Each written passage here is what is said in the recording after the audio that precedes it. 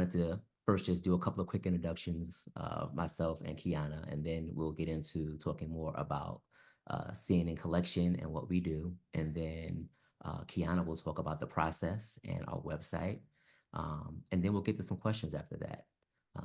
That's kind of the flow we're looking for today. We hope that everyone has an opportunity to ask all the questions they can and us engage and, finds out some things that they didn't necessarily already know.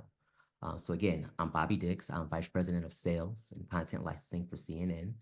I've been in this industry for 24 years, 16 of those at CNN. And I love what I do. I think that this is an ever-growing, changing industry, and there are always new verticals and new places for us to put our content and to help people grow. So I'm excited to be here. And with that, I'll let Kiana introduce yourself. Good afternoon, everyone. I'm excited to be here as well. I'm a 20-year veteran of the news industry, graduate of the University of Georgia, and I'm excited to be with you all today. I'm a little bit nervous, but that's okay. This is my first webinar, so I hope you'll welcome me in, and I look forward to your questions. I've been on the collection side, CNN collection side of CNN for the last 9 years, with the company for 16 years. I am a former television news producer, so I am your content partner. So we can talk about all the things related to content and licensing. And I look forward to doing that with you this afternoon. Awesome. So about CNN, we are the world's most trusted news source, right? And we've been around since 1980, so we're closing in on 50 years of coverage. We've probably got 4 to 5 million assets. We cover everything globally, and we have about 650 local affiliates that we represent. So anytime that there's a few true crime podcasters, there's that random story about a killing or a murder or some crazy crime that happened in the middle of nowhere in Kansas, we've got a local affiliate that probably covered it and can help you out.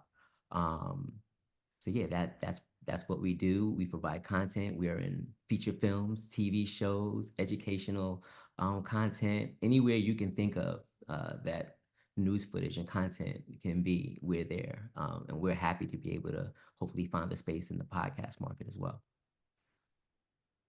I always say 1980 was a good year because it absolutely was. It was the birth of CNN and many other things. So as Bobby mentioned, we have an awesome archive collection. We have a small but mighty team that handles our operations process.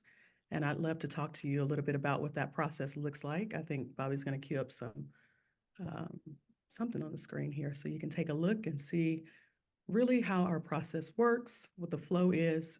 I like to think it's pretty straightforward.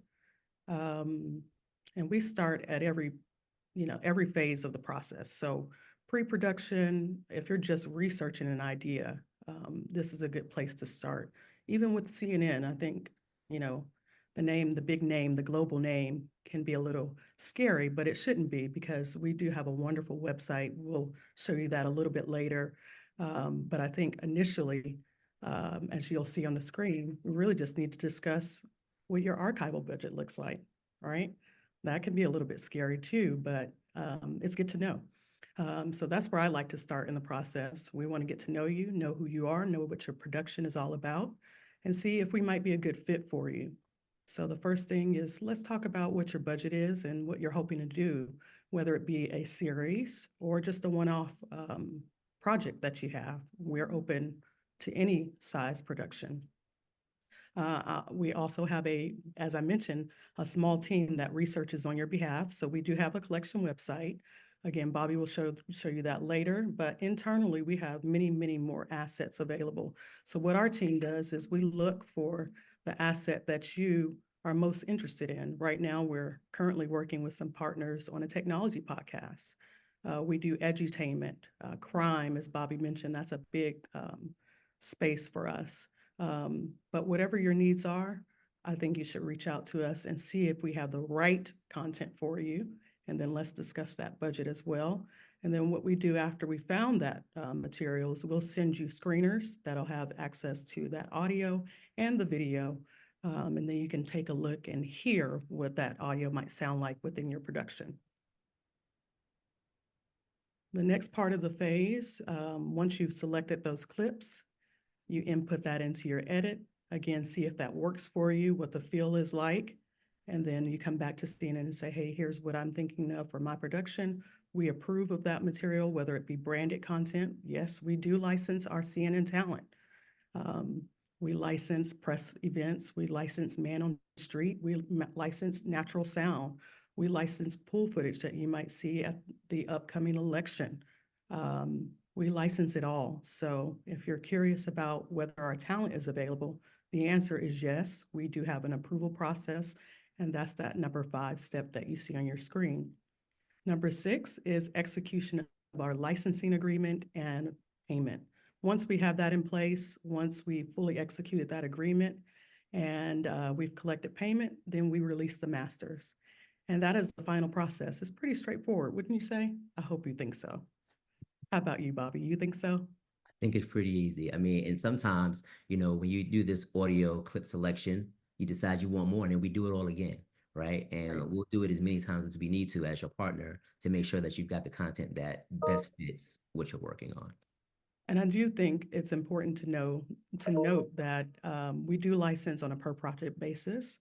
So what that means is if you do have a series, 8 episodes, for example, um, and you just want to license for 1 or 2 of those episodes, we're happy to do that. So we'll take you through that process for each episode or for a series deal. We work on those as well. Yeah, I mean, there are all kinds of budgeting options. We are trying to be really flexible in this space because it's so new for us and new for you. I would assume as far as licensing content is concerned. So don't let the talk of payment and budget deter you in any way. Let's have a conversation and see what we can fit.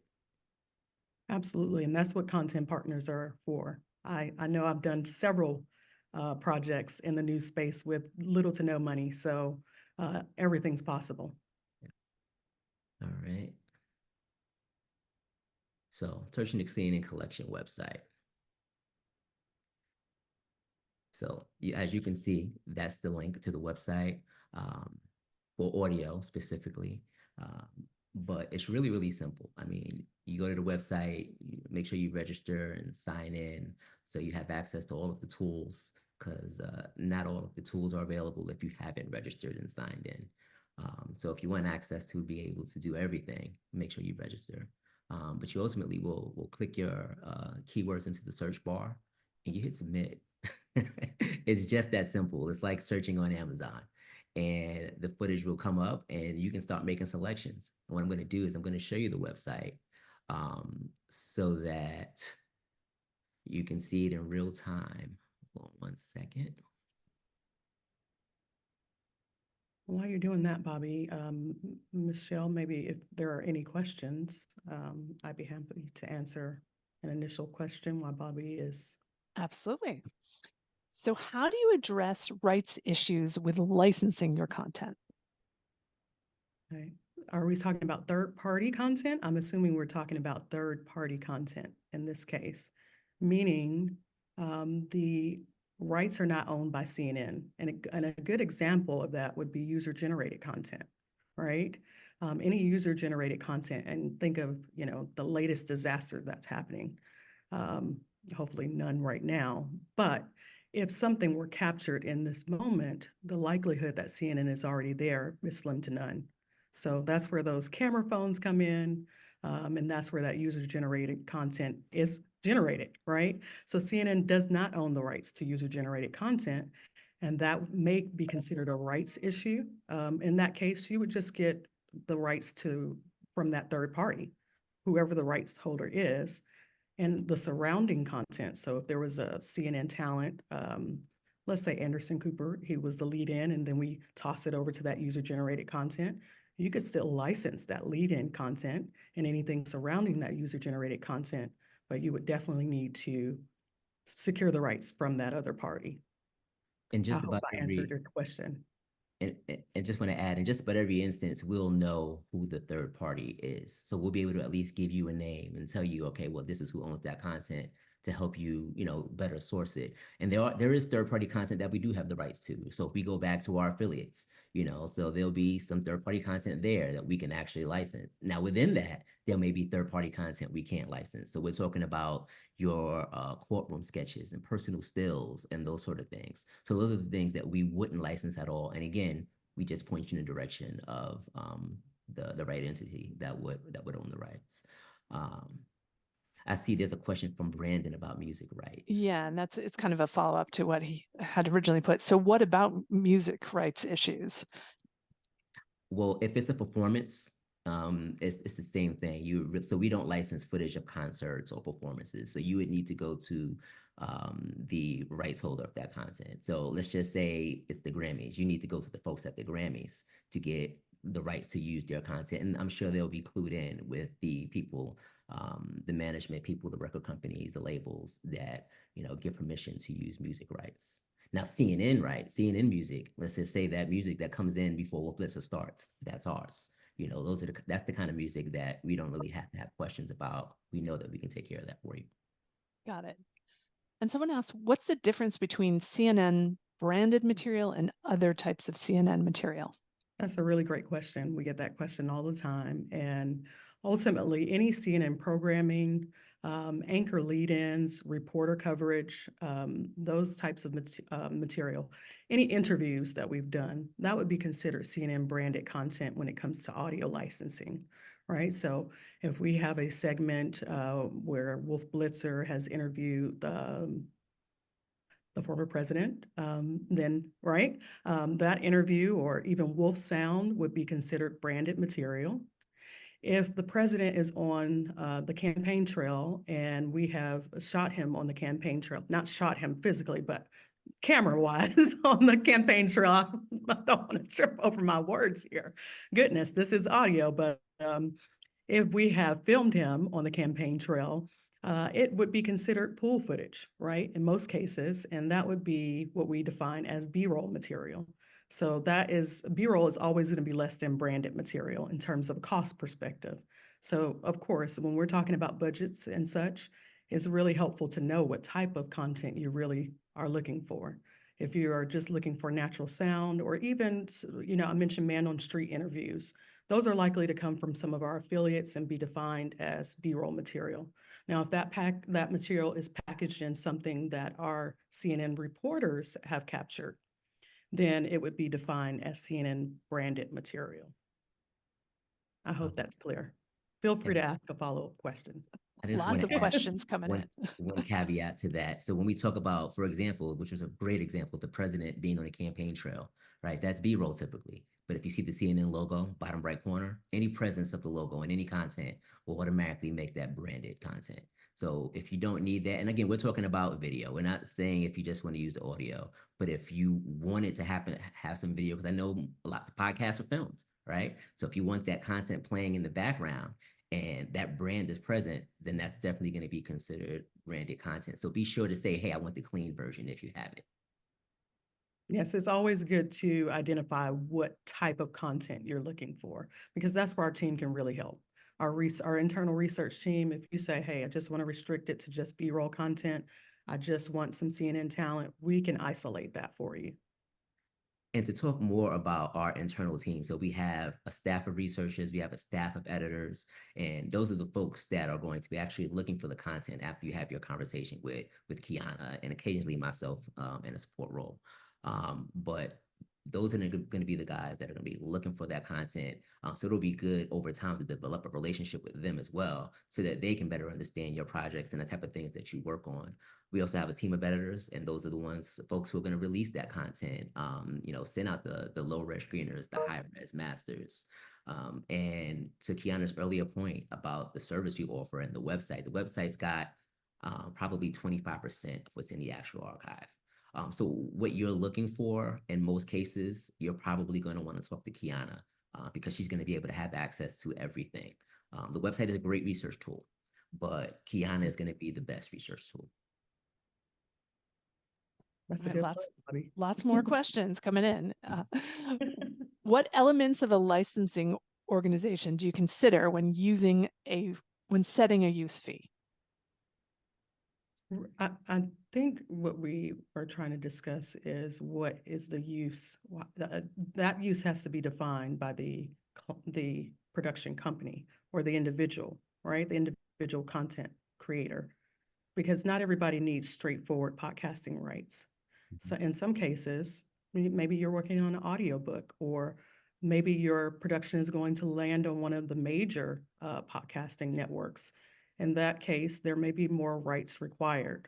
So it really comes down to what's the requirement of your overall production.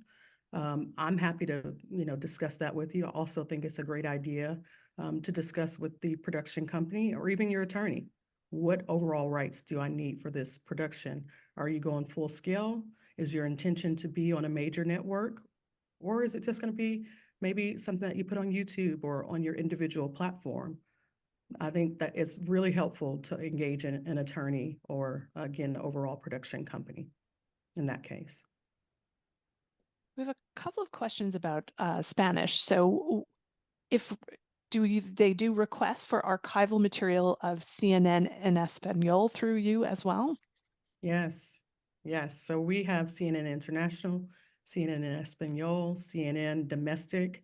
A lot of material that you may find on CNN Digital will be available. It's not just what you hear on CNN broadcast. There are some properties that are off limits in terms of the international space that we don't wholly own the rights to, but mostly people are interested in CNN International or CNN Espanol. In that case, you can absolutely request that we just locate CNN material. We're happy to do that.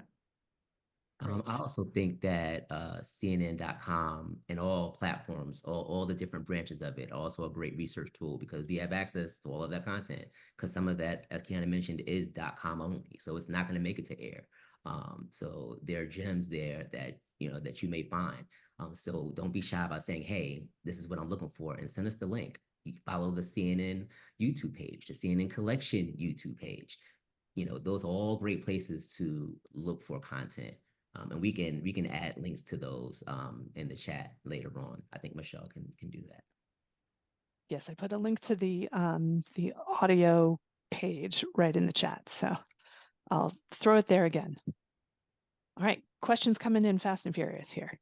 There was a follow-up to the question: is the size of an organization or the budget of an organization considered when you're setting use fees? No.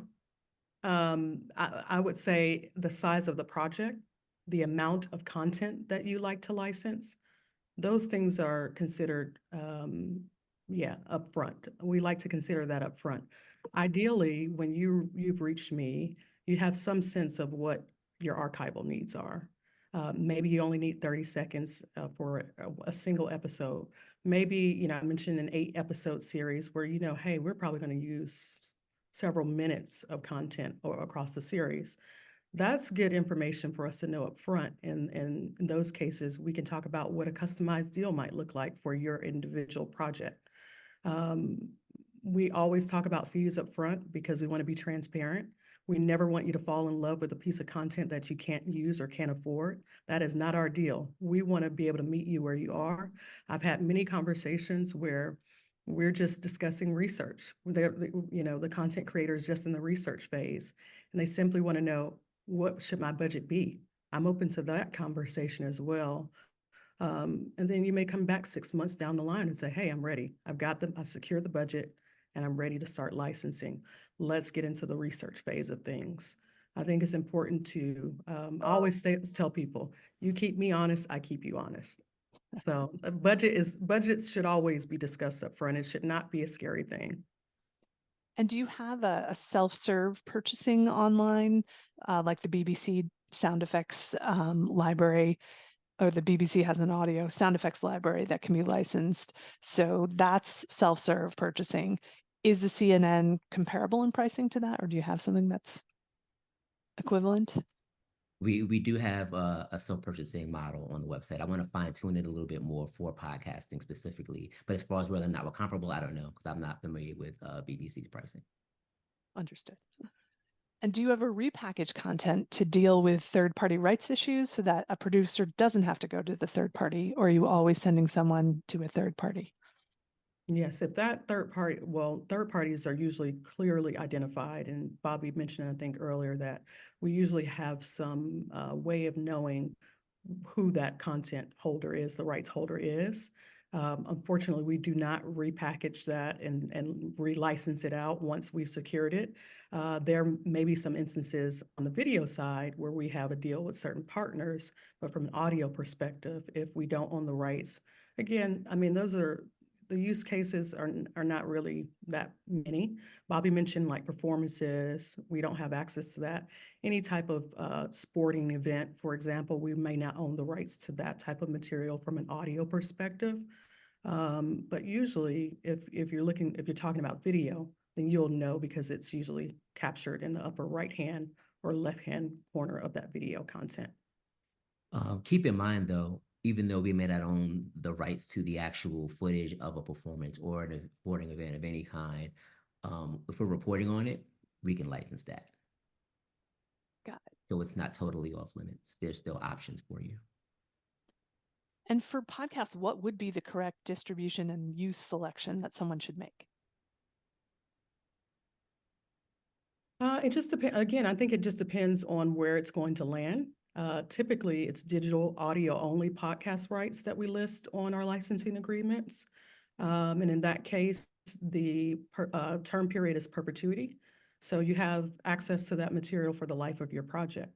Now, again, if you're dealing with a major network, they may require some additional rights because they may foresee an opportunity to take this project to film distribution or to other channels to broadcast. So you always want to have those conversations as well, as I mentioned, with the overall network or your attorney. And do you have a cost estimate, cost per use for, say, a 30-second clip in one episode of a true crime series, just to give people a sense of pricing? Yeah, and I think our pricing model is current. I think Bobby mentioned there's some flexibility because this is a new vertical for us, right? So we're a little sensitive to our overall rates right now. And I'm happy to discuss that offline, but we do have a 30-second project minimum. That minimum is based on the category of footage that you choose. So whether or not it's branded versus B-roll, that will sort of help you to identify where you would be in terms of costs. And that can be anywhere from $1,000 to on a little more than $2,000 for 30 seconds of material. Now, with that being said, if you are using 30 seconds of material within one episode or one project, you can use multiple clips to meet that 30-second minimum. So you can pull 2 seconds from one clip, you can pull down 7 seconds from another clip, 20 seconds from another clip, and so on and so forth. So it's cumulative in that nature. So you're not defined by just that single clip that you choose from the website, for example. You can choose multiple clips for that single project. And someone's asking about a specific project. They said in the past they reached out, the content was $75 with a minimum of 30 seconds. They're wondering if you adapt the fees according to the project. If they reach out again, would the fee per second potentially be different? I think we're talking about rights, right? If the use hasn't changed, then that standard rate still applies, right? And this is where I always welcome, the keeping me honest about what your budget is. If you say, hey, I have a couple $100, we may not be there yet, right? If you say, hey, my budget is $1,000, this is what I'm looking to do, or my budget is $2,500, I need 8 episodes worth of content. Let's have that conversation. Unfortunately, a couple $100 isn't going to get you 30 seconds of material. I will say that. But it is always a great idea to have a conversation about what is doable with the budget that you have set for your project. And then let's work from that place. I hope that makes sense. And when we think about that number, let's also be mindful of the content that's being requested, right? 75 per second sounds like something that may have had CNN talent, and that may or may not be the case. I'm not familiar with the project, but Sometimes, depending on what the content is, it is priced a little bit higher based on that category. So let's not assume that that's going to be the baseline. And like Kiana said, have the conversation. And maybe there's something that we can do. Maybe there isn't. I don't know how long ago that that person reached out or asked about the content, or what may or may not have changed from our perspective as it pertains specifically to podcasting rights. And that could have just been a very early conversation. I don't know, but definitely reach out to Kiana, have the conversation again. Let's make sure you guys both really understand what you're asking for. And we'll see if anything changes. It may not, right? But I think it's always worth having a conversation. Yeah, and that price point is at the branded content, right? So when you think about branded content, you're thinking about the CNN brand. CNN brand is recognizable around the world. Our talent is recognizable around the world. So that is definitely something that we consider when we think about what our rates are. But again, to Bobby's point, let's have that conversation. Round 2 coming up. Now, your website. It looks like we're getting close to time. I mean, I'd rather take more questions if they're out there than do the website. And we can always schedule a one-on-one. Just reach out to Kiana or myself, and we can go through the website with you, right? So that's easy. But if there are more questions, I think that'd be more of a benefit to the group with our last couple of minutes if we have time. Definitely, yeah. Someone asked, your website offers archive material dating back to the early 20th century. Can you please explain what you have that predates CNN's own footage gathering? We don't have anything that we can license at this time prior to 1980. Okay. We do work on deals with third parties. There was a time where we did represent a third party, and we did have content that went back to the 1800s, but that relationship ended and we moved on. So that's changed. I'm always looking for a really good partner to help expand the library so that we can be of better use to you guys. And someone specifically asking if you have the ability to license content from other areas of Warner Brothers Discovery, like TCM, for example. We can't license that content because a lot of that content, the amount of rights issues, because those are films, right? So you got a lot of major stakeholders in the production of that content. So it's not nearly as straightforward as CNN content that we know that we own. I could probably try to point you in the right direction, but right now that's not something that we can do. Someone's asking if they can use third-party sports footage or images in their podcast without violating copyright laws. And are there specific guidelines or restrictions set by sports leagues or teams regarding the use of their footage or images in podcasts? I can't speak directly to any individual league or sports team, but I would recommend you get their permission, just like I'd recommend you get ours. And is pricing affected by local, national, international, in a routine way, or is every instance different? For the most part, especially when you're talking about something that's digital, unless you're geo-blocking it, it's going to be worldwide, right? So if you are geo-blocking it, talk to us about that, and we'll see if there's some flexibility. But anytime you're putting something on the World Wide Web, it's called the World Wide Web. So. And we've covered this, so I just want to clarify, probably a good ending question. CNN Collection can help source all types of archive, not just CNN content?